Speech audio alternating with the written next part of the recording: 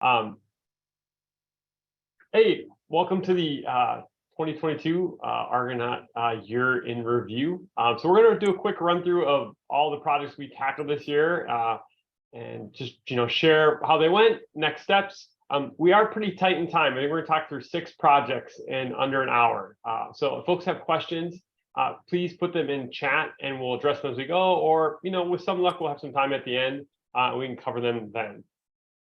Just a quick, super high-level timeline slide of the way the year roughly ran is we did kind of a series of, what we called, we split projects up this year. Normally we do these big year-long projects, and we got requests from the steering committee of like, how could we do more projects? And, the solution was, well, let's make them shorter. Let's try to box, keep the scope tight.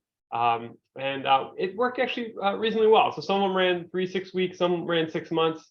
Many of them have additional follow-up, but you'll see as we talk through, you can be a judge for yourself of how successful that approach was. So up first, we have Dan Gottlieb to talk about EHI export. Great, thanks, Brett. Let me just share the slides here. This one. Cool. Yeah, so as Brett mentioned, our first project chronologically this year was developing an API for the EH export requirement in the Cures Act. So just for context, the Cures Act requires that EHRs be able to export the entire patient record in a structured, computable way. But it doesn't mandate how this is delivered to patients. And so one option would certainly be a download, the way patients do today with kind of PDF records that they obtain from a healthcare institution. The challenge is that could be very large files. So that might be hundreds of meg or even several gig of data. And so if the goal is for patients to be able to take their computable data and share it with an app in another healthcare institution, something like that, asking them to do kind of file management technique work on large files seems kind of unnecessary. And so the goal of the Argonaut project that we did this year was to develop an API so that a patient could serve as the connector and authorize the data to flow somewhere, but doesn't have to be handling kind of the actual files. And there are a lot of use cases where you might want, where a patient might want to kind of move this data around. 3 that we had in mind when we were thinking about kind of the requirements for the project are, getting a second opinion or sharing your data with a new healthcare institution where the institution may want to import some or all of the data or put it in a custom viewer app that highlights the variables that they think are relevant. Certainly, one could imagine, particularly with some of the work on large language models like ChatGPT, providing the data to a computer to parse and to make recommendations for the patient, either around care or around which insurance plans would be appropriate given their medical history. So lots of potential app use cases. And then the last use case is one that's come up for me several times, which is that if you have a research study where patients are providing their clinical data, US Core covers a lot of the data that they may need. But there's often like a couple data elements that exist somewhere else in the record that haven't been standardized through FHIR yet or haven't been standardized as part of the US CDI requirements. And so having the ability for patients to share their entire record with a research study would enable the research study to kind of pull out those last few pieces of data that are kind of critical to making that work. So you had a couple design goals in kind of thinking about this project. The first, and this came out of some subject matter expert interviews that we did pretty early on, is that there may be manual workflow steps involved in actually releasing the data to patients. So if there are, for example,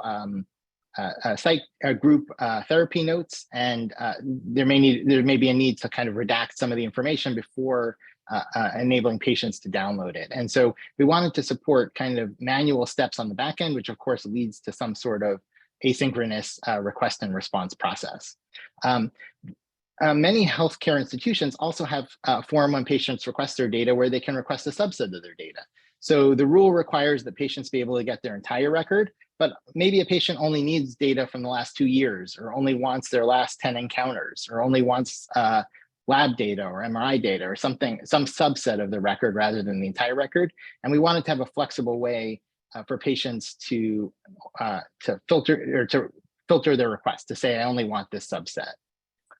We also, because the rule doesn't require that the data be in a standard format, we wanted to support kind of EHRs and healthcare institutions that wanted to provide the data in a proprietary format, maybe a proprietary format supplemented with FHIR metadata, which would help somebody analyzing the data understand where to look in the data for different elements.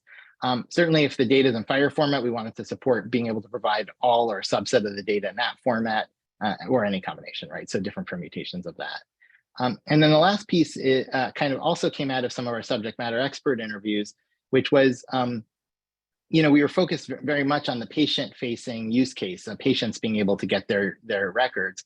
But there's also internal uses at a hospital for other purposes. So maybe providing data for a legal case. And so one thing that came out of those interviews is that people are really interested in maybe having a similar API for use to connect internal systems that need to access the entire record.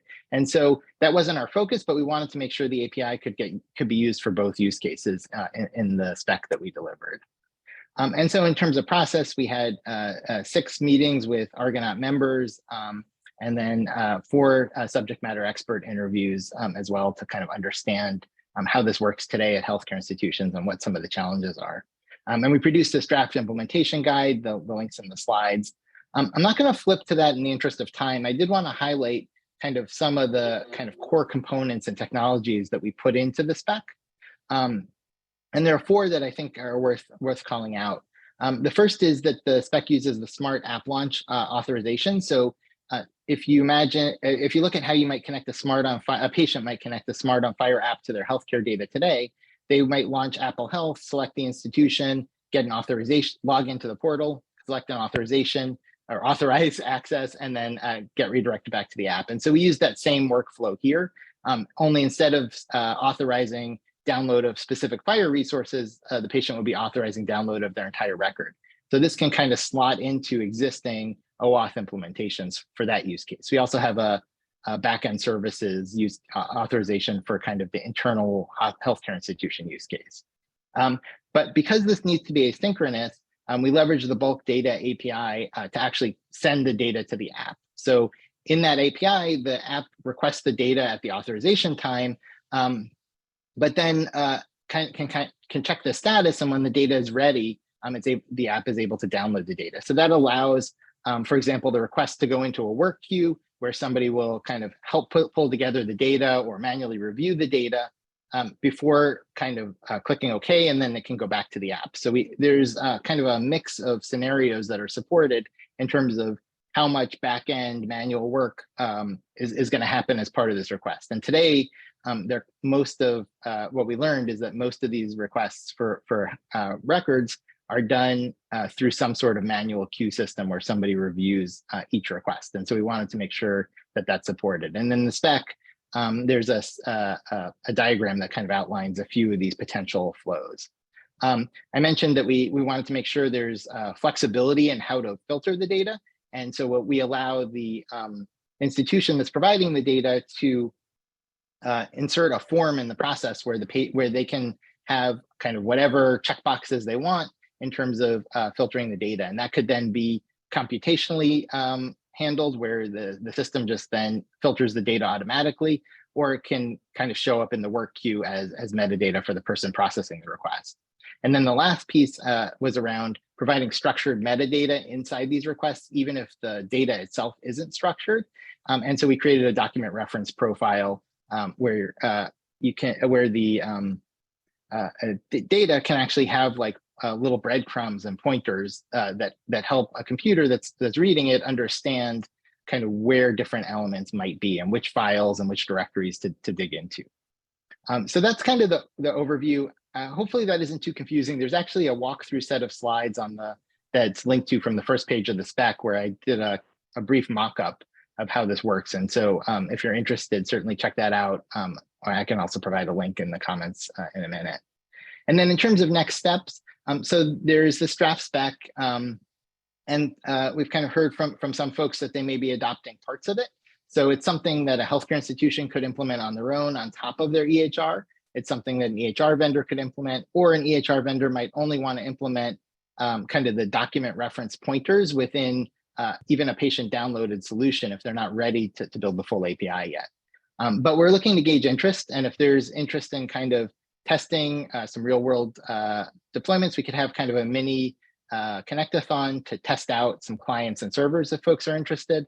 And then, kind of subsequent to that, if people are interested in kind of moving forward, we could also ballot this as an implementation guide. So I'm looking at my clock. I think I'm exactly on 7 minutes from when I started the timer, and I'm getting a thumbs up from Brett. So I'm going to hand it over, I think, to Josh to kind of talk about some of the other projects. But if you have questions, hopefully we'll have a little time at the end, and I'll also check the chat. Awesome. So hopefully my screen share is working okay here. We're going to move on to talk about the Smart Health Links project. And this is really a piece of infrastructure to help anybody share health records by presenting a QR code and allowing someone to scan that QR code. The idea is consumers can use this as part of a healthcare workflow where they can set up a certain set of healthcare data, maybe a set of immunizations or an international patient summary that they want to be able to share, and associate it with a QR code. And anyone they show that QR code to can retrieve the data that the patient wanted to share. So we were certainly inspired by use cases around the work that we had done previously in COVID vaccines. We wanted to ask whether we could expand that kind of access beyond COVID to maybe a full set of vaccine data. Maybe we could support use cases like back to school, where kids might have moved between states and the immunization registries aren't always as well connected as we'd like them to be. So sometimes there are gaps in the record, and we'd love to be able to help consumers share a trustworthy data set downstream. Technically, this work includes aspects of sharing a static data set, like maybe a set of COVID labs that are just going to be shared once and never changed. But we could also share more dynamic data sets, like maybe a window onto your most recent COVID lab tests. These were use cases that were especially relevant when we were first launching the project, but be able to say, for example, whatever date it is today, maybe I want to share any lab tests that I've had done within the last 3 weeks for something where recency is important. And we were also interested in exploring what it might look like to share access to a Smart on Fire API just by letting somebody scan a QR code. So if I let you scan this code, you'll have access to a Smart on Fire API with certain scopes. Our goals over the course of this project were really to take an early draft specification on Smart Health Links and refine it to the point where we were comfortable with it as a community, and also to build some demonstrations for what it would look like for this consumer-managed vaccine sharing use case. And this was work that was done jointly with VCI, the Verifiable Clinical Information Organization. So that's a bit about objectives and goals. We ran 9 meetings in the second half of 2022. And through those meetings, we worked through a set of issues in the specification itself. We developed user experience guidelines so that vaccine portals or consumer-facing apps who wanted to adopt this technology could have a basis of design from which to start. We worked with a team to develop a test suite, building on the open source Smart Health Cards test suite. And we put together an FAQ addressing some of the security issues, some of the questions that commonly come up around what it means to share, turn on, or turn off access to these links. Really briefly, I'll just give you kind of a 2-minute tour of the specification itself. And I'd say, one of the best starting points in the spec is what we call our user stories. So this explains some of the ways that we imagine this Smart Health Link technology could be grafted onto patient portals to give individuals a way to share subsets of data out from that portal. We have a set of use cases that we call Paper Plus, which is to say, if I'm getting a printed lab report or a printed after visit summary, or maybe even details about my insurance plan mailed to me by the postal system, how can we augment that paper with QR codes that can lead into a digital flow? So really providing parallel paths there. And we also have a set of use cases around personal health applications, maybe a personal health record tool that's running on your phone that you're using to assemble data from many different places. And you want to be able to take what you assembled and share it downstream. So the user stories page is really one of the better places to get started. And then the protocol specification itself has all the technical details, which we won't go into here. But I do want to give you just a quick sense of the demo site that we've put together, which is demo.vax.link, just so you can get a feel for the kind of interface this might provide. So you could imagine that this is something like a public health immunization portal where a parent is signed in and they can see all 23 vaccines in the lifetime history of a 5-year-old child, Oliver. And the use case here might be that you want to create a smart health link to share your data. So you can go create a smart health link that's going to be associated with access to all 23 of these immunizations. And if you want to, you can associate a passcode with this link. I won't do it for the demo here. And if you want to, you can associate an expiration date with the link. So maybe if you want to share this for summer camp, you might want to say it's just going to last for the summer and then it'll stop working. So you can include those kinds of controls. And then when you activate a sharing link, what you get is either a QR code or equivalently, you get a URL. The link itself is just an HTTPS URL. So in this example, I'll just copy that onto my clipboard. And if anybody who's watching wants to scan this QR code, they can scan it. But otherwise, just in my demo, I will paste the link manually into my web browser. And you can see this high quality visualization of the lifetime vaccine history in the form of a bullet list. But this is really just a starting point. The important part of this protocol is that we provide structured access to signed clinical data. So this is a lifetime signed clinical history of all the vaccines that somebody's received. And then anybody who knows how to process the Smart Health link will have access to these FHIR resources that they can use to answer questions like, has there been a recent COVID vaccine? Or are all of the school requirements for the state of Wisconsin met for this child? So this provides the capability to integrate support for these data streams into your own software.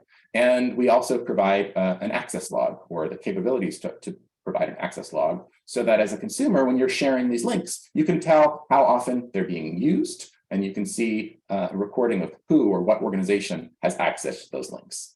So that's a really quick tour of the Smart Health links specification and some of what we've produced. In terms of next steps, there's strong interest in expanding this work in the coming year. And one of the use cases that we're looking at is sharing international patient summary data. Those are too big to fit in a single Smart Health card. So using this kind of web-based link might be a powerful way to do it. And we're also interested in continuing with immunization, lifetime histories, as well as potentially digital insurance cards in the coming year. So that's topic number one.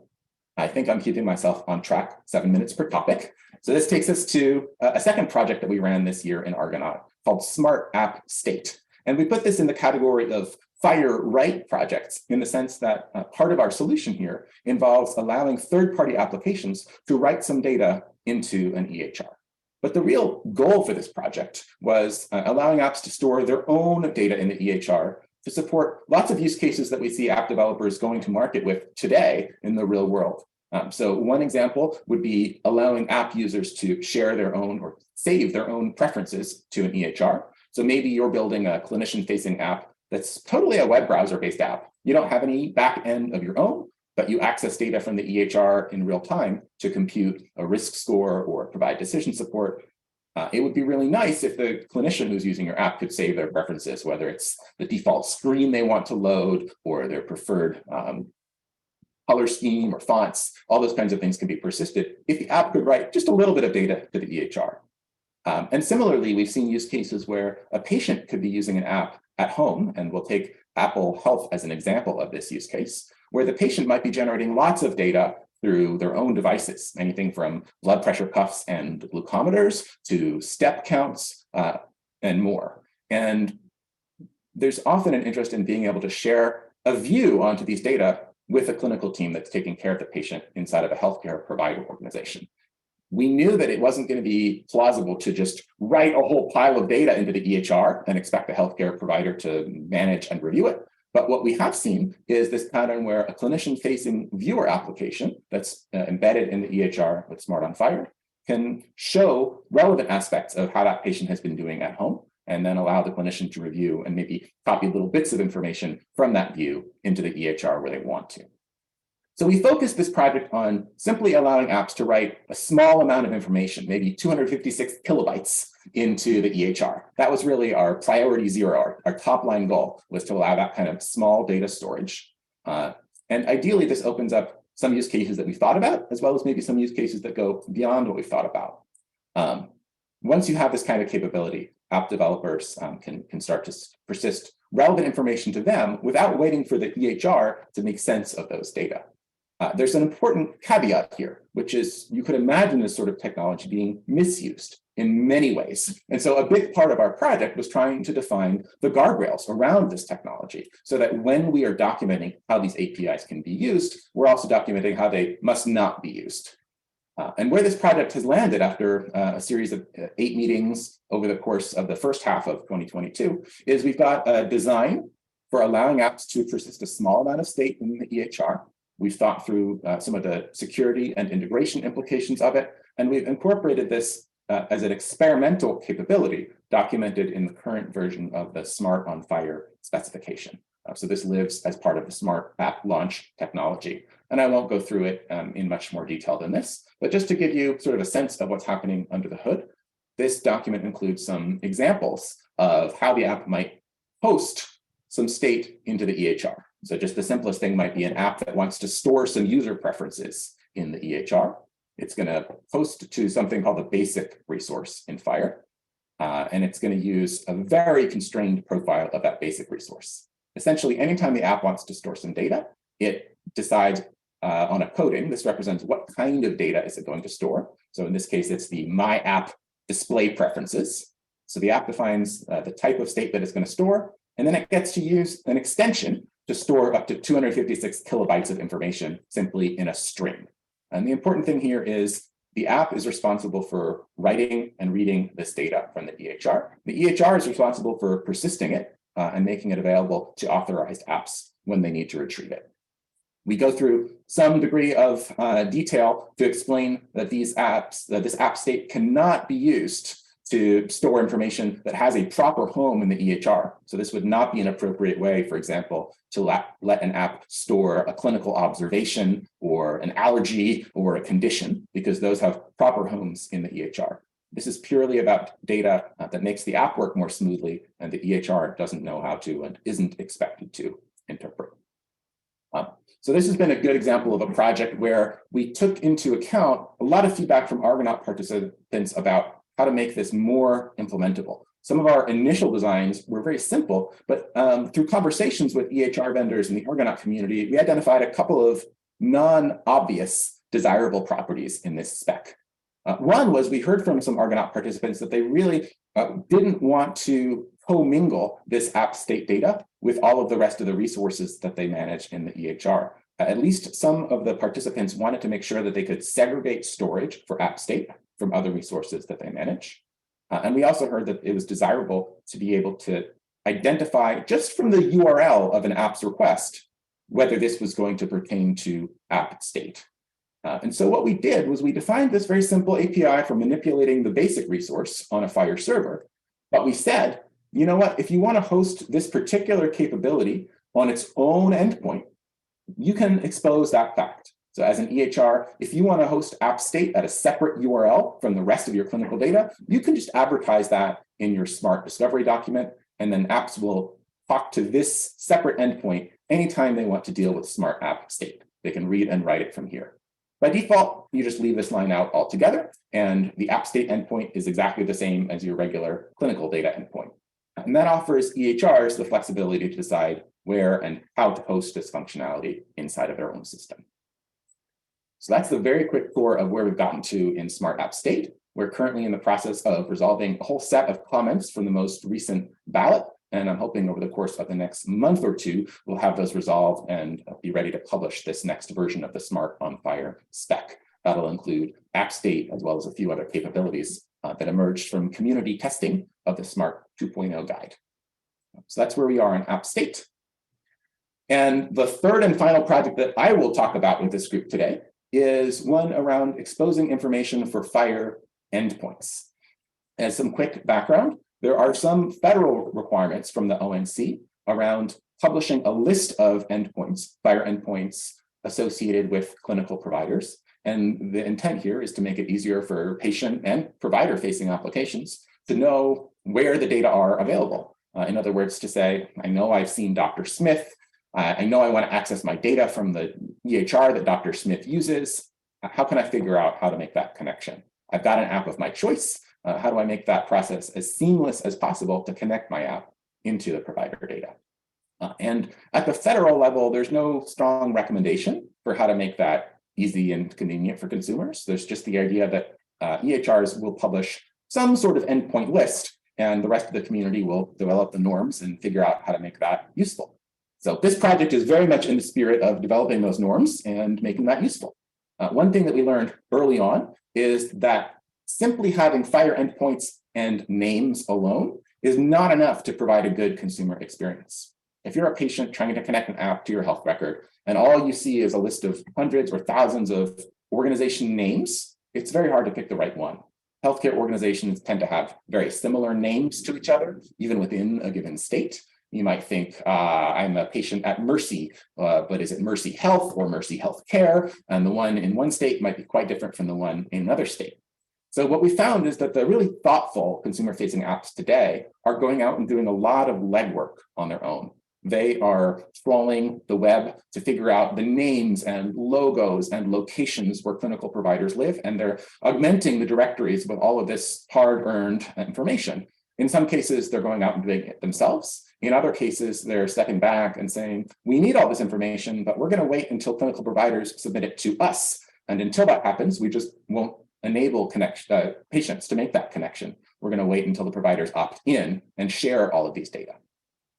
So we realize there's a lot of duplication of effort going on in this domain. And to try to address this issue, we've proposed a set of data models in a project that we eventually wound up calling patient access brands. And the idea is, as a patient, you want to find a healthcare provider that you recognize. And you might have some notion of their brand in your mind, whether it's the names or logos or descriptions. And so we want to publish enough metadata to allow apps to really present a good set of choices to the consumers. What we did over the course of meetings through the mid portion of 2022 was work with EHR vendors, and health systems, and app developers to put together this draft implementation guide. And we have not tried to formalize this yet in a FHIR IG with formal FHIR profiles, but morally at least, this is what we've defined, is a sort of data model using the FHIR endpoint resource and the FHIR organization resource to publish information about these brands. And I'm not going to take you through kind of the detailed analysis here, but I do want to give you a flavor of what's involved. So we have this conceptual model that a patient is going to recognize some brand associated with their patient portal. And that brand includes things like a primary name for the organization, but it might also have aliases or historical names. So an example here might be the current organization known as Mass General Brigham was historically known as Partners Healthcare. And some patients might recognize that old name and they want to be able to search for it or filter by those old names as well as current names. So there's a set of aliases associated with the brand. There's a logo. There's information about the main website where that brand exists, as well as the website where the patient portal exists, because oftentimes these are two separate things. Just to take the Mass General Brigham example, Mass General Brigham has its own website, but they also have a patient portal like Patient Gateway that has a website at its own subdomain. So it's important to be able to publish information about both of these things for a patient to click through and understand, yes, this is the site that I really want to connect to. We've recognized that there's a lot of complexity in the way that healthcare organizations are put together, and there's mergers and splits that make it even harder for patients to find all of their information and connect to the endpoints they want to. So as part of this project, we developed a few examples to try to wrap our heads around some of that complexity. And we use these to guide some of our design. So the examples in this page here use real world companies, but this doesn't necessarily reflect the thinking of those companies.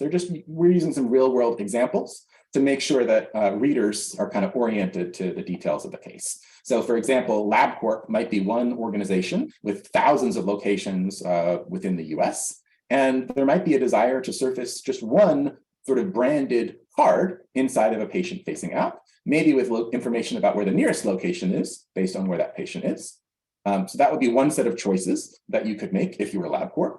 But you could also decide that you want to be listed as several different cards, and you have the flexibility to do that in your model here. That might be a relatively simple example.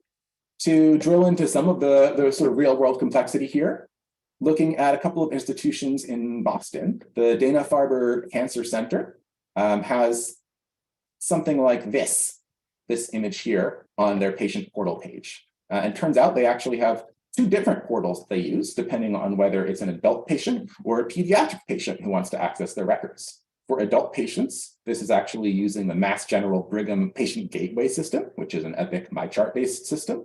And for pediatric patients, it's using the Boston Children's Hospital My Children's portal, which is a Cerner-based system. And this is just, the idea here is we want to surface this kind of information in clear ways so that no matter what app a patient is using, they can pick the right choice.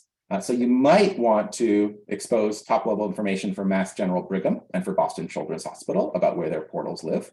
But if somebody is searching for Dana-Farber, ideally, you'd be able to present something that looks more like this, that says, well, if you're a patient at Dana-Farber, there's two sources for data. Here they are. Here's why you might want to connect to Patient Gateway versus My Children's Portal. And once you understand which one you want to connect to, you'll have the choice to connect directly to that one. That's the kind of metadata that we want to enable to provide those kinds of consumer experiences. And part of what we did in this project was also to build a simple editor tool to show how some of these brand relationships work.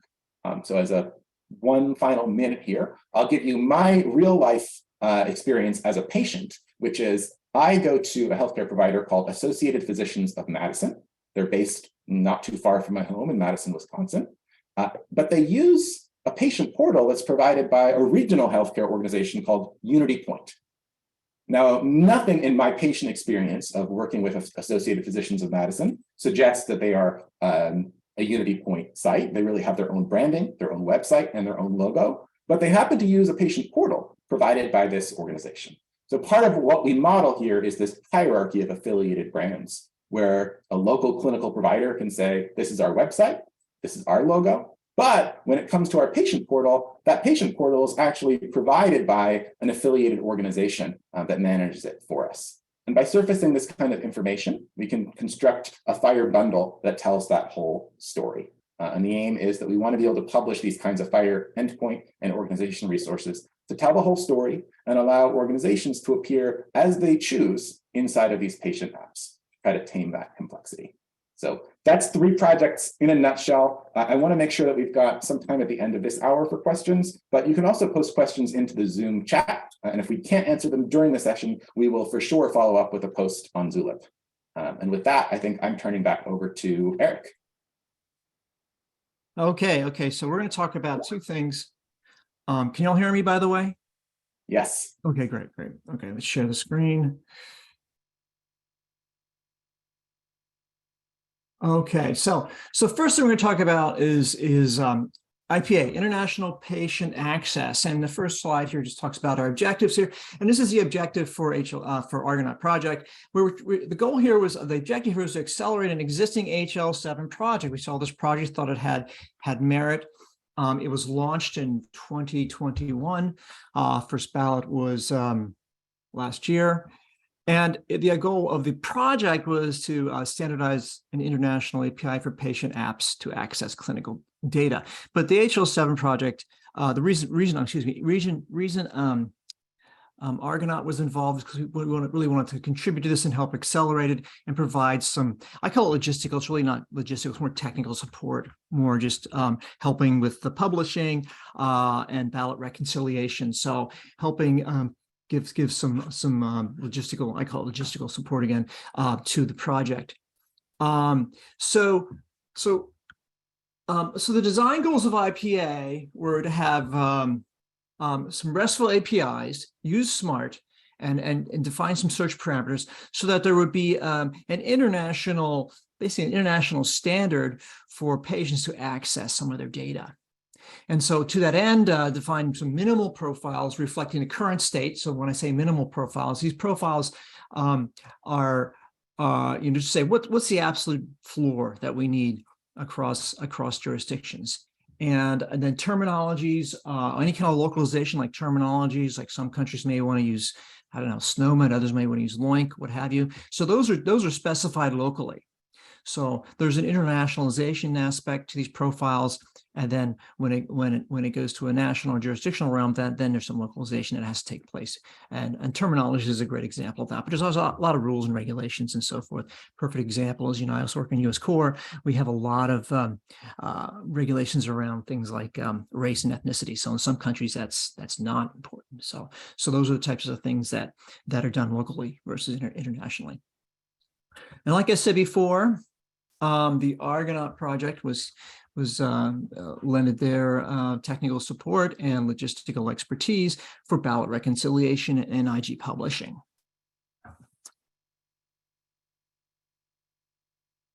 Okay, so what are the solutions here? Really, what have we accomplished with this project? We started in sometime, and we kind of formally started in July, but really things didn't really get cranked up until later in August and then through the fall.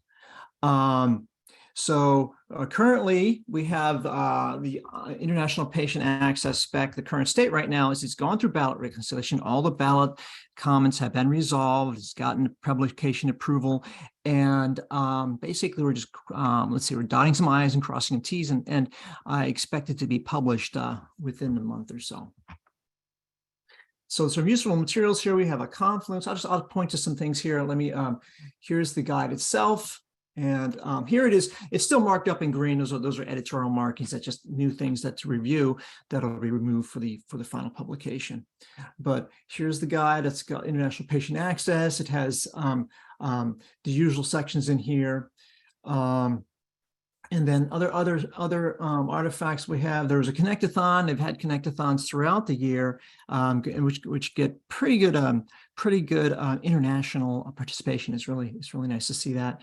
And then we did some comparisons. One of the last steps we did was comparisons across some other regional jurisdictional guides. And when I say jurisdictional guides, I mean, countries like Canada. We looked at IPS, International Patient Summary Guide, and seeing where there was we want to have the word, I don't use the word confluence. We want to have good alignment with jurisdictions. And so we did this exercise, and here's just an example where we walked through US Core and looked at the differences, and it's just kind of a summary. And so we could find out where some of those, where things aren't aligned and how we can address those. So that was one of the last steps we did, but we did do that over several jurisdictions. The goal, again, with IPA is to have this international specification for client access. And to that end, one of the other goals is to have national specifications claim, the word isn't conformance, but it's claiming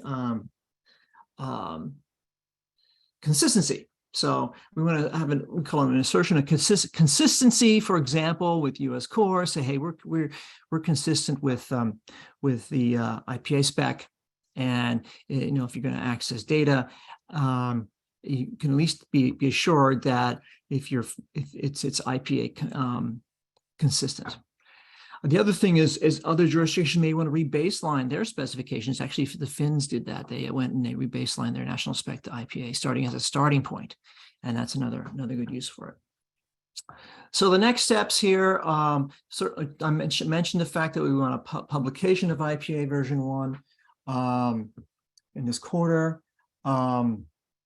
And then looking forward, we want to look at using, the must support as a roles-based must support enhancements by the end of the year. Right now, must support is kind of a cruder tool or a less granular tool where you say they must support this, and you describe in your must support rules what a server should do, what a client should do.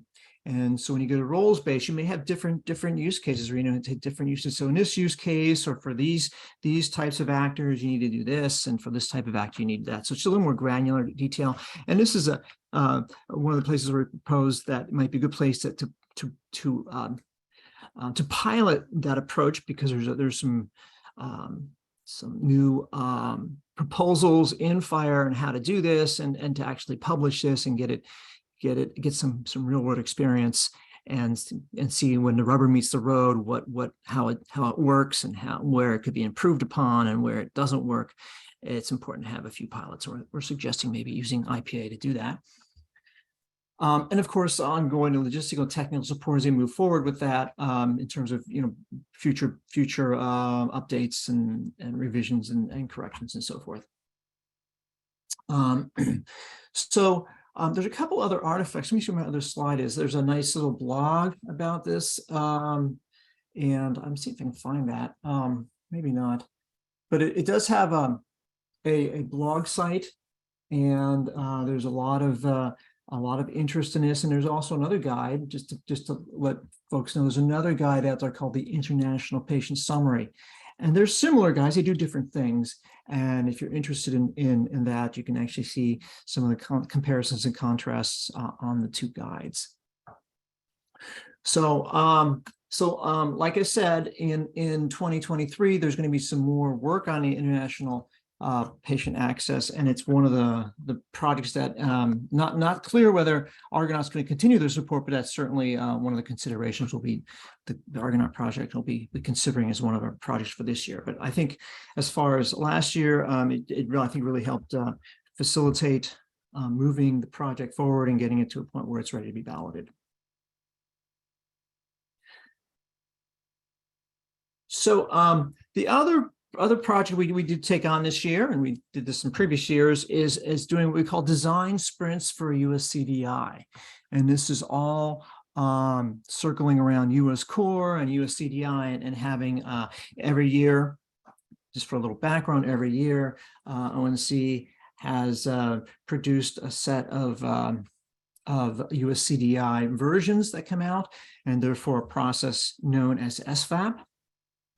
So you start out with the original US CDI data elements and data classes, and there was a version 1, version 2, and this past year's a version 3, and actually just recently published a draft for version 4. So this is it's taken on a yearly cycle, and so in the last couple of years, once those US CDI versions have been gone through comment and have been published in July, the Argonaut Project hosts a series of calls to look at those and come up with some initial designs and discussions. And that seeds the initial design for publishing the next version of US Core. And like I said, we have this tempo now on a yearly basis where US Core is getting updated to reflect the latest changes in US CDI. So some of the goals with the US CDI design sprints, we invite the Argonaut vendors to several calls where we discuss and look at some proposals for designing some of the new data elements and data classes. In some cases, there's whole new data classes. For example, this year we had coverage, which is totally new. In other cases, it's just adding new data elements to an existing US Core profile, such as, for example, condition or encounter or something. In past years, we had to look at those. And then once we agree on or I come to a conclusion and agree on a set of designs for the new US CDI elements, we bring them to the broad HL7 community, typically, it is in the fall, and have several series of calls open to the HL7 community where we go through and discuss and further refine and edit changes to US Core. And finally, the final piece of the puzzle would be after we get through the US Core ballot. So here we go. We have a series of meetings, 10 plus meetings, and it is a series of sprints. We have a weekly meeting. We walk through different topics and have a series of notes. There's a really good participation by our Argonaut community, HR vendors, health systems, and other stakeholders. And then we have this draft design that we bring to the HL7 community, and it's preparation for our US Core ballot, which takes place in January. And this past January, we had the latest ballot. And so we had a ballot, and here it is. She glows. So we had this came to ballot and just recently completed the ballot. In fact, I think 2 weeks ago the ballot completed. So we have, and then we always put in there's the balloters, and the changes are all listed here. So we have a lot of the major changes we put in here. This whole top section here discusses the changes based on USCDI. Then we have dozens of trackers that we also apply as well that are listed below there.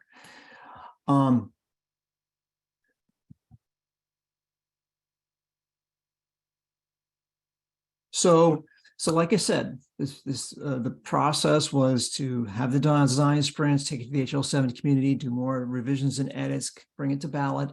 And as a result of ballots, we've gotten over 190 comments, almost twice as many as we normally get for US Core. We're usually around 100 comment range. But that's good. So we got a lot of comments, a lot of new stuff in US Core version 6 this year. And so our next task is going to be to, we've triaged the ballots, so we've gone out to the community and we're getting feedback. And then we have these weekly, we'll have weekly calls going forward on the cross group project call every Thursday. And then we have we have a series of votes, and typically with this number of ballots, we do a series of block votes. So we discuss, and so we do some ballot comments we'll reconcile directly in the call. Others will lump together what we call a block vote and vote it on multiple votes at a time, inviting people to review them, and we can pull any votes that need more discussion. Another thing we're considering this year is to have a few test sprints in areas of conflict as we go through reconciliation. And one of the areas where we think there's some disagreement, or I wouldn't say disagreement's a little strong, but where we have some differences of approaches, different approaches being discussed. For example, assessments is one of those areas this year. I just want to point out, we do a lot of our communication through Zulip. Let's see, there's an Argonaut. It's open to the public. This is an Argonaut stream. And for example, here's an example of a block vote. So I put these together. We actually send these out on emails if you're part of a list to the cross group projects, but it's also posted here. Actually, I posted here first and then copied over the email. And then, for example, here's a great example where one of the commenters or one of the folks who reviewed it felt that some of these things need to be discussed more. So that's how the process goes. And as we go forward, we're going to try and make an effort this year as we can, as best we can, to post agendas. And we failed this week, but next week we'll have agendas posted ahead of time for the weekly calls, but also try to keep our block votes more theme-based. In the past, we kind of just walk through them and put block votes in as we could, but now we're going to try to create a theme and try to address block votes more thematically. Make it a little easier for people to review them and then pull comments as they see fit. So that's a little bit of the inner workings of how we're going to approach our ballot reconciliation for USCDI. Our goal here is with US Core 6, which includes USCDI version 3, is to have it published by May. That's pretty aggressive. So we have to move rather quickly in some of these areas. Let's see the next steps. Is there any more? So I'm at the end of my slides here. We have a few minutes left, I think, for questions and comments. And Brett, did you have any comments? Brett also is very deeply involved in this last project. So if he has anything he wants to add, I want to make sure if I missed anything important, Brett. You're on mute, Brett. He's talking away on mute. The disc didn't do it. I appreciate folks putting up with the almost really fast update on all these projects. I think every one of these could be their own 1 or 2 hour webinar or even deeper. But we want to at least give folks a flavor of what happened in 2022. I think some of these next steps are dependent on industry interest and Argonaut support for next year. The Argonaut steering committee is meeting over the next several weeks to prioritize and select projects, and some of these are on there for kind of a continuing or secondary sprint. In terms of USCDI, the Argonauts are, I would say, instrumental in the August-September timeframe, putting together initial designs and then handing that to HL7 through kind of ONC sponsorship in that ballot process. But I think this year, what I think we're learning is because we had some designs that weren't fully agreed on, assessments, we're having to do a little bit more revisiting than we have traditionally done in the past. And so keep your eyes out on the Zulip chat. If we do host a series of calls, I suspect, we're going to try to do a little bit on the cross group project 8 to 7, but, we may have to spin out to do some additional testing to refine that. Any other questions out there? There's a lot of chatter. Let's see.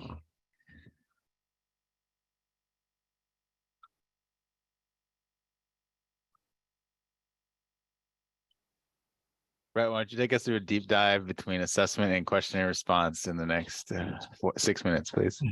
Let me stop the recording. Prepare Then for we the can get some real up-bombs. discussions.